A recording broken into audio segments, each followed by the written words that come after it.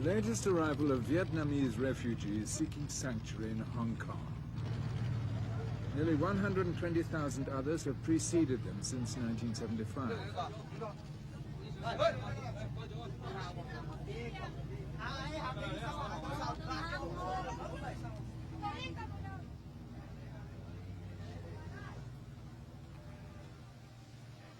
They have been warned, however, that if they put themselves in the care of the Hong Kong government, they will be taken to isolated, closed camps, where they'll be cut off from the rest of the Hong Kong community.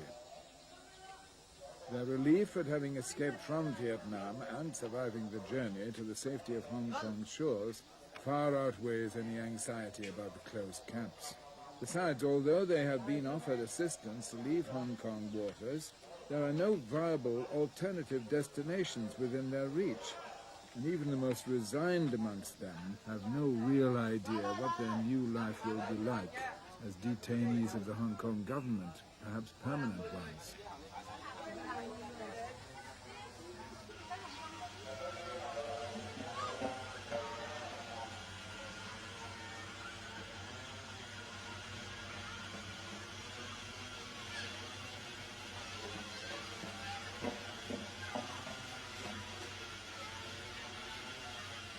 Previously, from 1979 up to 1982, I think uniquely perhaps in this region, refugees who came here were landed in the heart of Hong Kong, were permitted to live in open centres, were permitted to go out and earn money, to take up open employment, live basically very unrestricted lives in the heart of a very large city. We stuck by this policy for 3 years in a way that other places were unable to do so. Indeed, many just accommodated refugees on the border.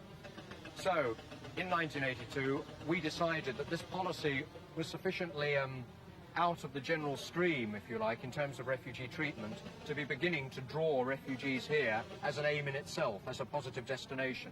So closed camps are essentially a withdrawal of the previous very liberal treatment, in as much as refugees are accommodated in camps but are not allowed to leave the camps and find outside employment. They live their daily lives in the camps. This is the largest of the closed camps, Chi Ma Wan Refugee Detention Center on Lantau Island. Most of the 3,500 refugees here are illiterate peasants and fisherfolk, whereas in the early years of the influx, the majority who fled were from the educated middle classes.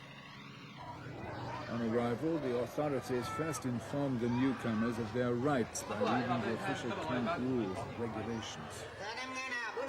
Listen to the officer. He wants to talk to you. He's going to hand out the camp rules.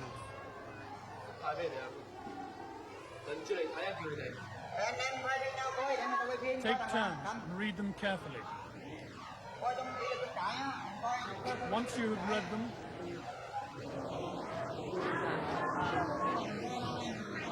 you must learn the rules. You must then try to remember what things you can or cannot do. You must not throw rubbish, or you will be punished. You are not allowed to receive cigarettes from outside.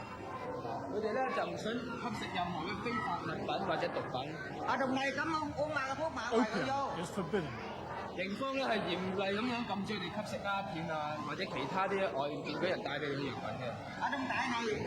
Everything in this camp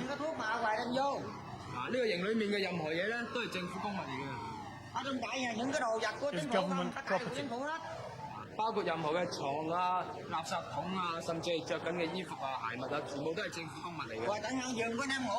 The beds, clothes and utensils all belong to the government.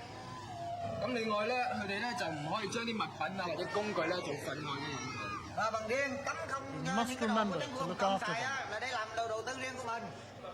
Almost all personal possessions are confiscated. Anything considered valuable by the camp authorities is logged to be returned only if and when the refugee leaves the camp.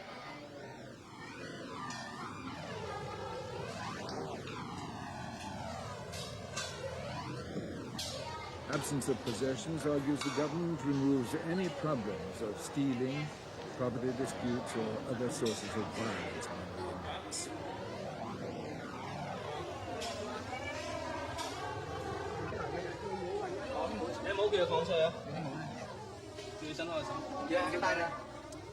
The search is a thorough one. Metal detectors seek out concealed gold or weapons.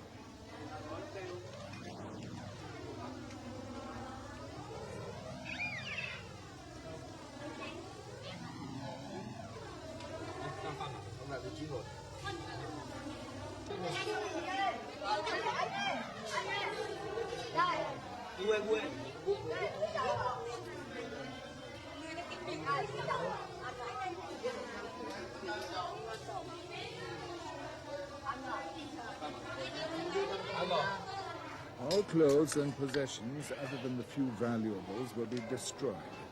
To the camp guards, they're worthless. But the refugees have saved them and carried them from their old life to the new, and they are their most treasured belongings. Not even their ancestral incense burners can be kept. Only photographs, without frames, are examined.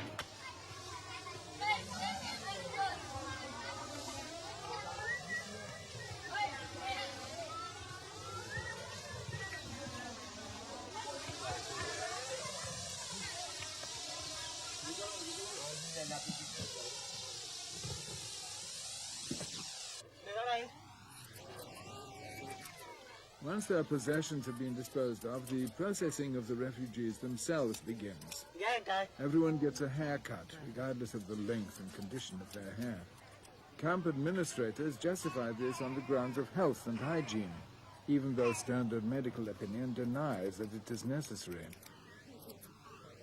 The men find the haircut intolerable, the women find it humiliating and degrading. Long hair is a symbol of beauty and femininity in Vietnamese culture, and girls spend years growing and grooming it.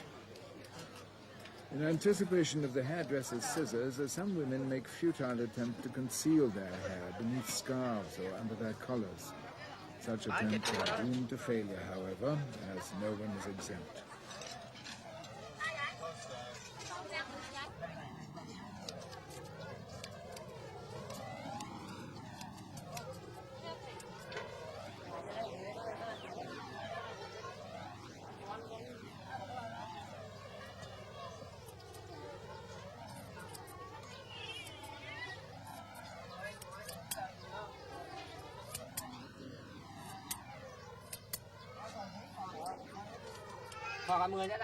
Was your hair trimmed before? Yes, where I work.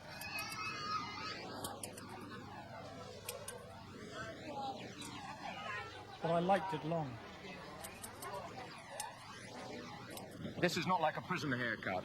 It's a haircut to a level that is a reasonable guarantee that your hair will remain hygienic whether or not you choose to wash it. If you have, as we have in Chimawan, 3,500 people living together in the space of a few hectares, it is for the sake of all that obviously certain minimal hygienic precautions are taken.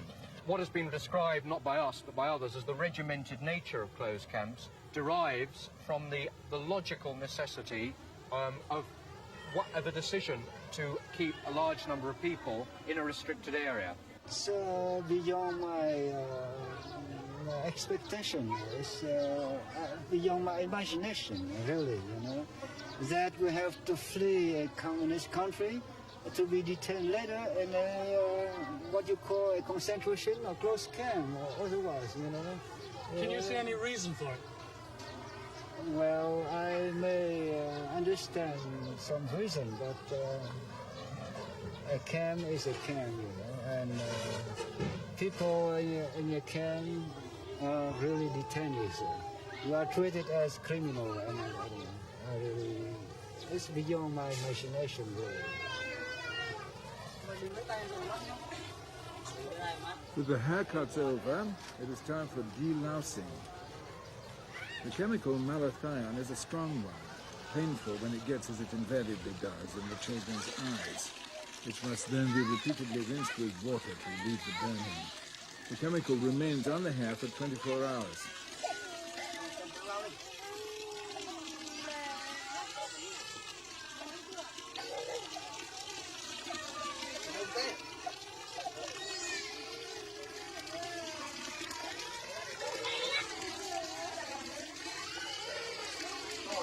The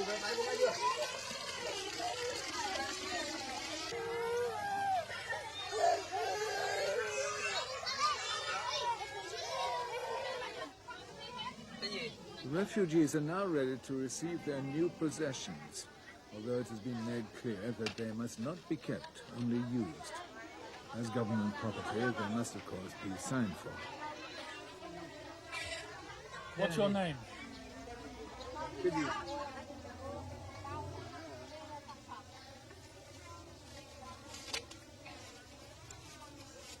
Can you write?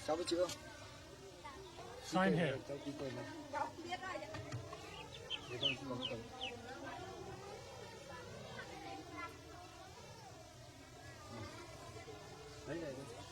Next. Tiếp tục chị lên đi. Mê lại đằng sau nữa. Clothes are provided by charities, mainly through the Salvation Army. And although clean and serviceable, they bear little relation to the dark traditional dress of the Vietnamese. Older people are particularly ill at ease with the garish styles and colors.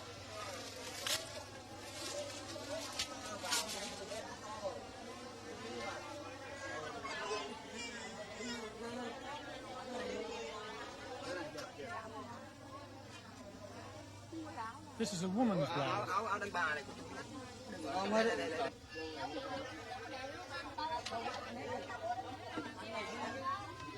Người một ghế, 5 người một ghế.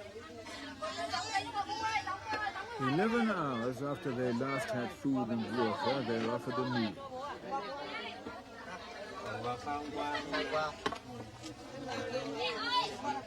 It is their first taste of the unvarying, if adequate, diet, eaten with their borrowed utensils.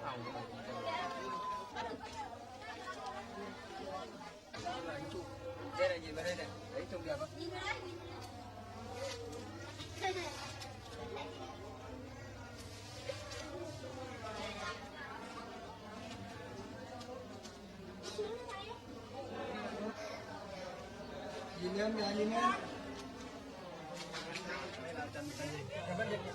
Identity papers are drawn up, and the new arrivals are incorporated into the paperwork of the camp's administration.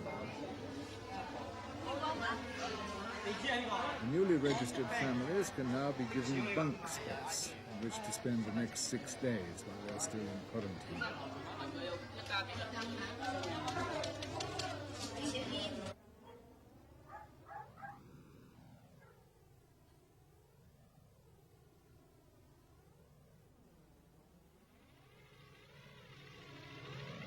Hong Kong's closed camps were introduced as a deliberate deterrent in an effort to stem the flow of refugees from Vietnam. Before this policy was introduced, Hong Kong had the most liberal and humane refugee policies in all of Asia. And in fact, some 14,000 refugees have been given permission to stay in Hong Kong permanently. But by 1982, over 100,000 boat people had fled to Hong Kong from Vietnam and were housed in open camps within her more densely populated areas. No new refugees are being sent to these camps now, and the numbers in them are slowly dwindling as the more fortunate ones leave to be resettled abroad. But some 8,000 refugees still live in these open centres, such as this one in Kowloon, many of them having been here for over 4 years. These refugees are allowed to find work and to shop outside the camps, which have become more closely integrated into the larger community.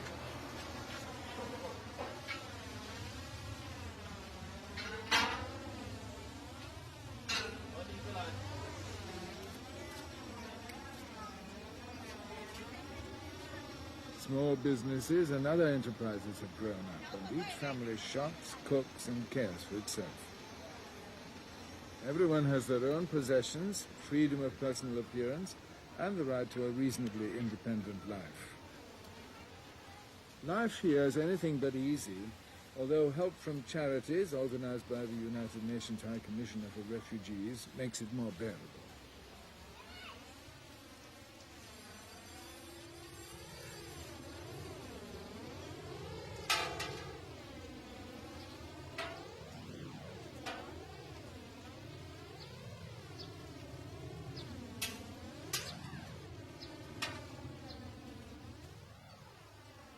Here, the space allocated to each family is similar to that in Chima 1.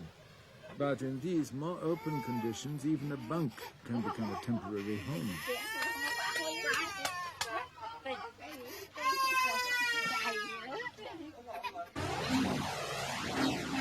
In the past, the combination of freedom and private enterprise which exists within the open camps has led to some outbreaks of violence. These, however, and the general level of health and hygiene within the camps are certainly no worse than in many of the densely populated areas of Hong Kong.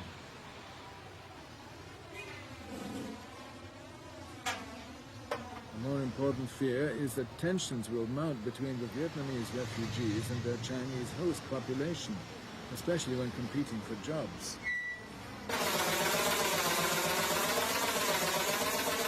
Now, the Vietnamese refugees seldom get prestigious jobs like those in this factory, making very abundant dreams. More often they end up with jobs that the Hong Kong workers are reluctant to do.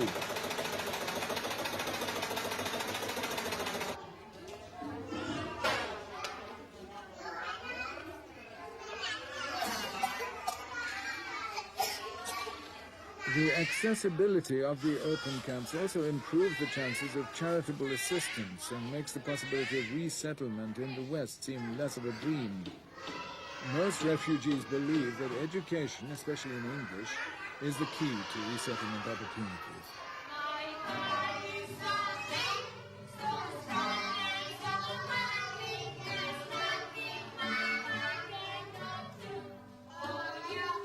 Accordingly, they send their children to English-speaking classes, some of which are run by missionary groups. The unpalatable truth is that even from the open camps, the chances of resettlement for most of them are poor. The majority of the refugees are uneducated and unskilled.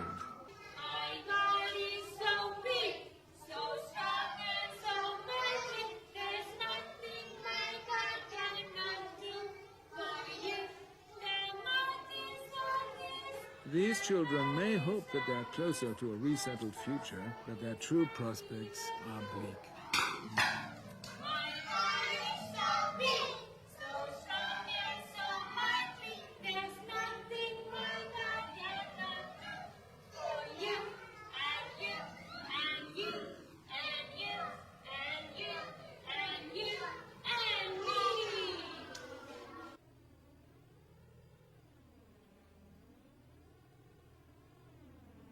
The Vietnamese refugees are not the only people causing a problem for Hong Kong.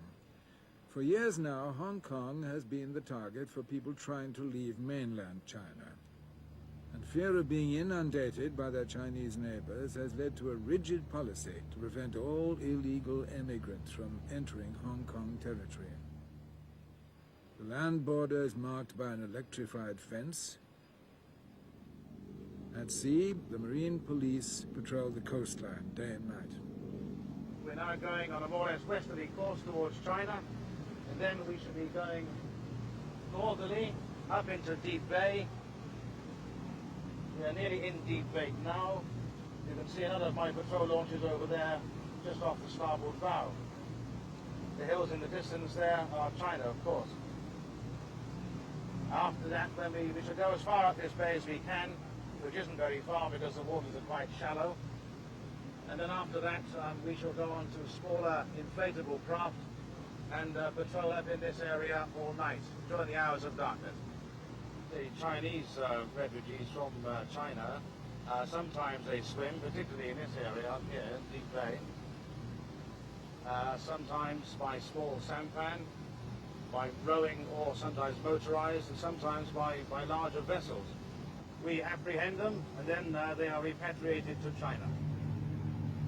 The task of the Marine Police is today made easier by the close cooperation of the Chinese authorities. All boats in the area may be stopped and searched by the Marine Police for illegal immigrants, and this is in fact an everyday occurrence. Night patrols are particularly vigilant. This is a police inspection.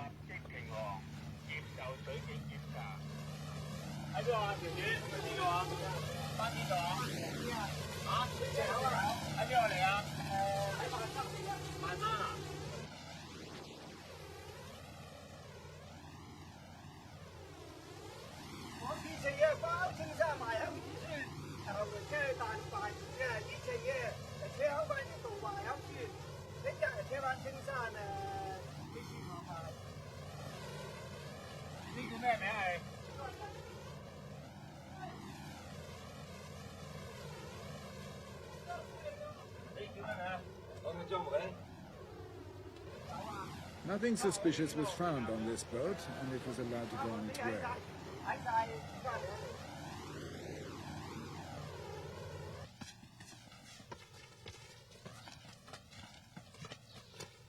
About 20 illegal immigrants are captured each day, whether by sea or land. They are all sent to a detention center overnight and repatriated to China the next day. The policy is unbending. Not even those with close relatives in Hong Kong are allowed to remain.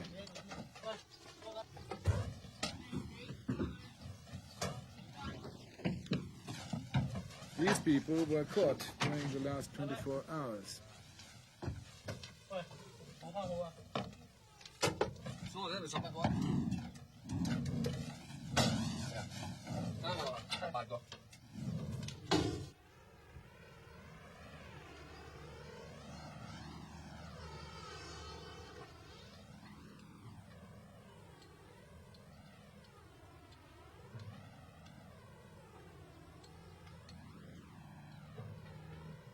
At 3 p.m. each day, in no man's land between Hong Kong and China, hidden away from the eyes of the public, the latest captives are handed over to the Chinese police.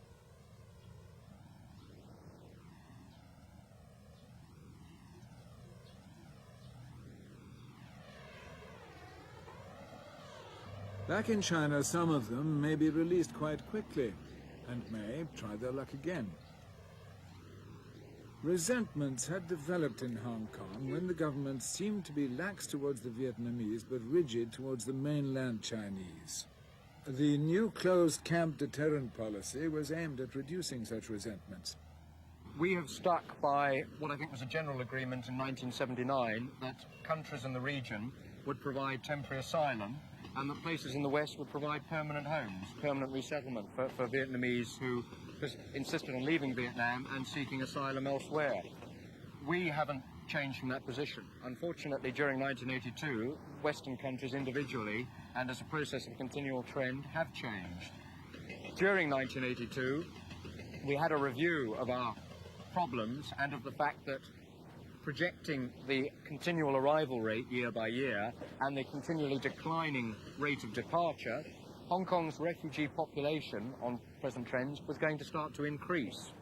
Now, with no obvious end to the problem in sight, it is very difficult to explain in ordinary political terms how one is going to accept, as a crowded community, accepting ever greater numbers of refugees.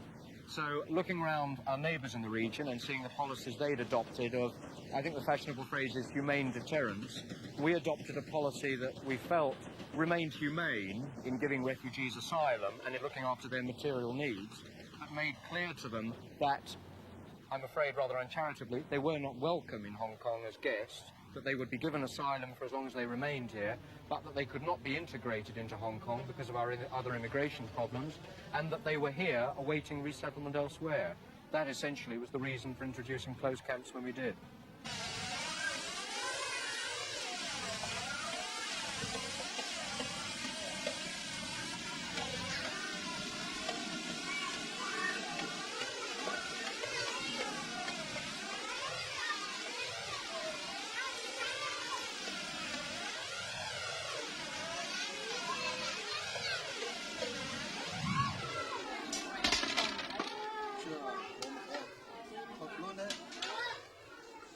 Year-old Lung Nao-Wing did not expect even to survive the journey to Hong Kong when he and his family fled Vietnam a year ago. He escaped with his son, daughter-in-law and grandchildren, but was unable to bring his wife with him.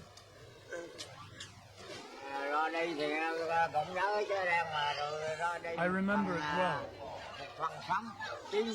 We had only one chance to live, 90 to die. But we made it, and we are still alive. Only when we were at sea did I learn we had escaped from Vietnam.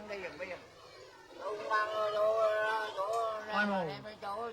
I would like a place where I can be free for a few days.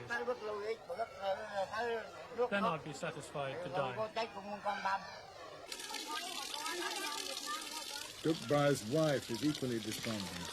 There's no food to cook, or clothes to sew, or home to care for. Apart from a little washing, she no longer has a proper role within the family, and little to distract her from thoughts of their uncertain future.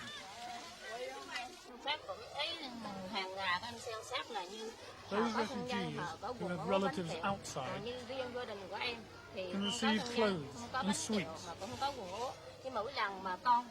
I don't have relatives, so when my children ask, I have nothing to give. I have to hope every day that some country will take us. There is no future for my children here.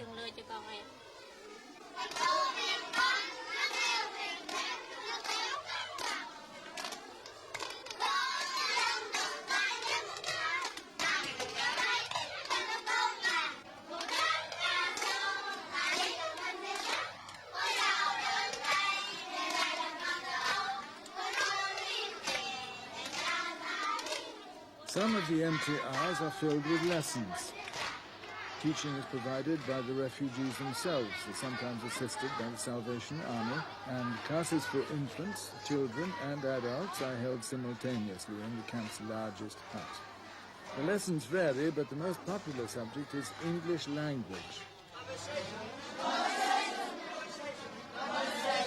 Like the inmates of the open camps, these refugees cling to the hope of resettlement in the United States, Australia, Canada or England, and believe that speaking English will increase their chances. But despite Dukbai's efforts, his chances remain slim. He and many others have been in Chima for over a year without ever seeing an immigration officer from any country. The majority of those who have seen one have been rejected. None have any option but to sit and wait. Boredom hangs heavily over the camp. Once the lessons are over, there is little to pass the time, other than to sit watching the sea for new arrivals.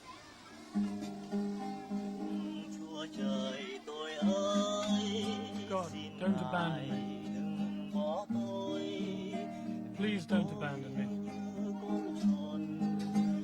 I'm like a fox, lying on the ground. I'm like a deer, lost in the jungle. Please don't dislike me. I'm not to blame. I've lived in darkness. I've lived in sin. But don't desert me. Don't abandon me. Please love me.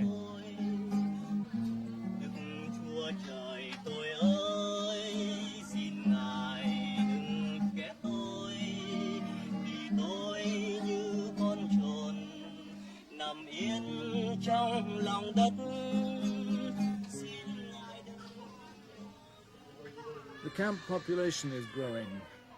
The birth rate is more than double that of the rest of Hong Kong. In 1 week alone, 10 babies were born in Chimawan, and the maternity unit is seldom quiet. The new arrivals are unaware of their predicament, but their innocent presence underlines the almost hopeless situation of their parents.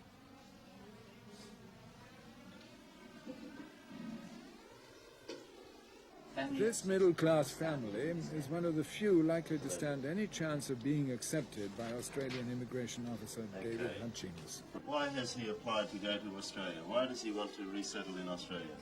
Tại sao anh muốn xin đi Úc ở và muốn định cư tại Úc? Vì tôi là không có thân nhân được Liên Hiệp Quốc cho làm hồ sơ và tôi xin đi Úc vì Úc là một cái nơi mà một cái đất nước tự do và một đất nước tự do và khí hậu thuận lợi giống Việt Nam. Vì vậy nên thì gia đình tôi muốn định cư ở Úc và ở một cái nước mà có tự do và nhân quyền. It is because I have no relatives elsewhere, yes. and the UNHCR submit the case for me to Australia. Right. And I know that I would like to live in a freedom country. Australia is a freedom country. Yes. And then the weather is the same as in Vietnam. Is it? I see. Well, we won't include a geography lesson, but I appreciate what he said. Tell him I am going to do my very best to help him. I'm going to try and arrange what is called a community sponsorship in Australia.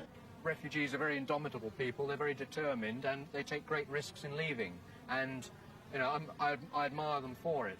Our problem is that we're caught in the middle, and while one admires them individually for taking these risks, it is very sad for us to see that having taken the risks, they found themselves absolutely nowhere, because we cannot absorb them, we cannot offer them a permanent home in Hong Kong, and everywhere else seems, certainly in the West, seems to have taken the view that the problem is in some way solved, whereas having been around our refugee camps, you know full well it isn't.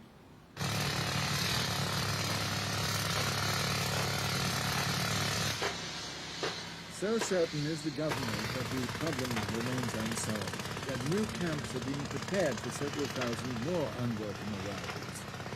The deterrent policy is to continue, the new camps following the pattern of Chima 1. Prison-like in construction, they isolate the refugees on small islands around Hong Kong. The reasoning behind the government's decision is clear, but the effectiveness of closed camps has yet to be demonstrated. If they do not deter refugees and subsequently reduce the numbers arriving, then their sole effect is seriously to diminish the quality of life for people who have already suffered considerably. Certainly the boats keep coming, and many of those in them are fully aware of the closed camp policy even before they set out from Vietnam.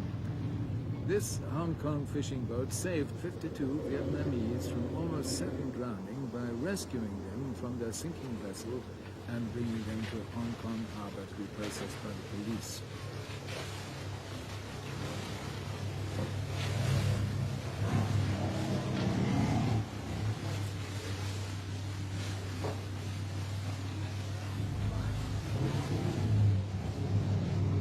These refugees knew before leaving Vietnam that they were destined for a closed camp. I can speak English. Can you tell me where you have just come from? We come from Vietnam, in Hue City. How many days have you been on this boat? We on the boat 6 days. 6 days? Yes. From Vietnam to here, 6 days. 4 days on the sea and 3 days on this ship. Wow. Whose ship is this? When we on the sea, we are lacking food and water, and we are almost die. So that we meet this ship, and they take us.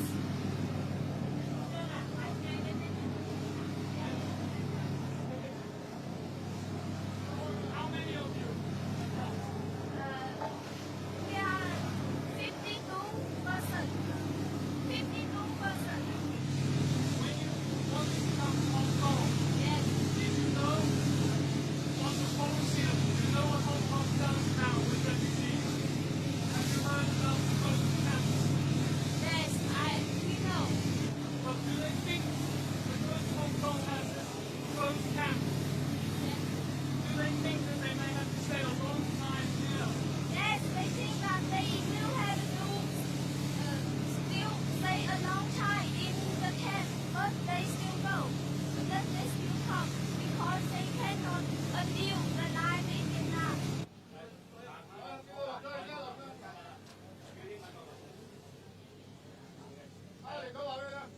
Bye.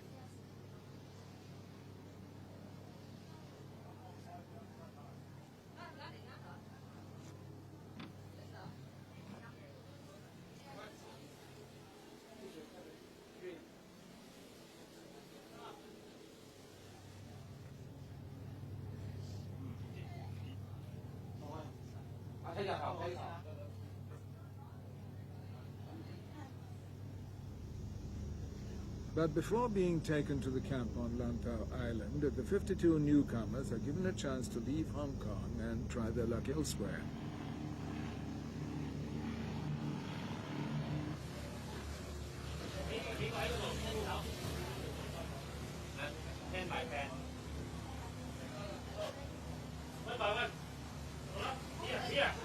On a quarantine barge in Hong Kong harbour, with the city gleaming in the distance, they are told of the future awaiting them.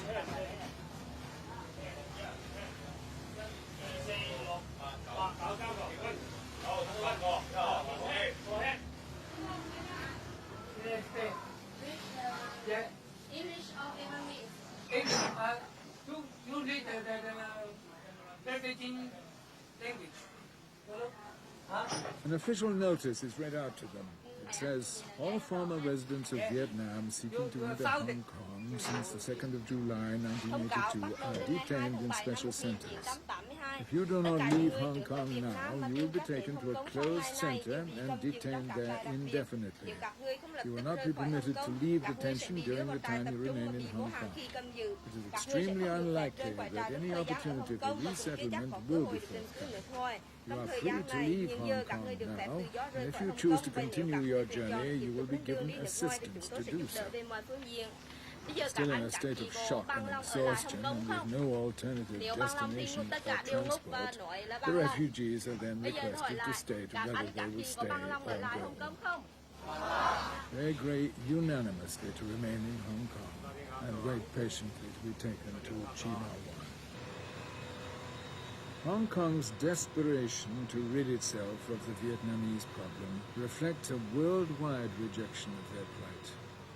Some Asian countries are reluctant to take them in at all.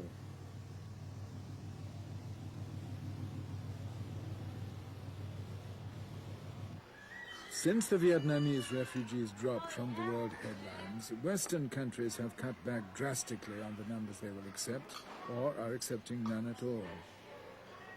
Until they reverse this policy and allow more of the refugees to leave Hong Kong, the government there is faced with a growing political nightmare. Its attempts to deal with it leave thousands living in hopelessness.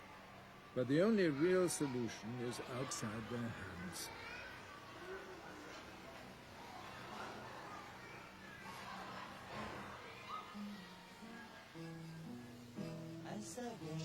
The best hope for these refugee children's future lies not in the camp on Lantau Island, but with the rest of the world.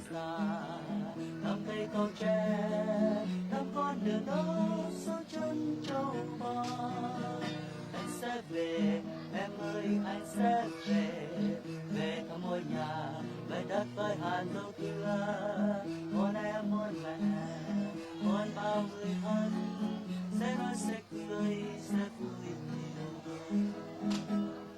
đưa em vào gió sẽ trao cành hoa thả sâu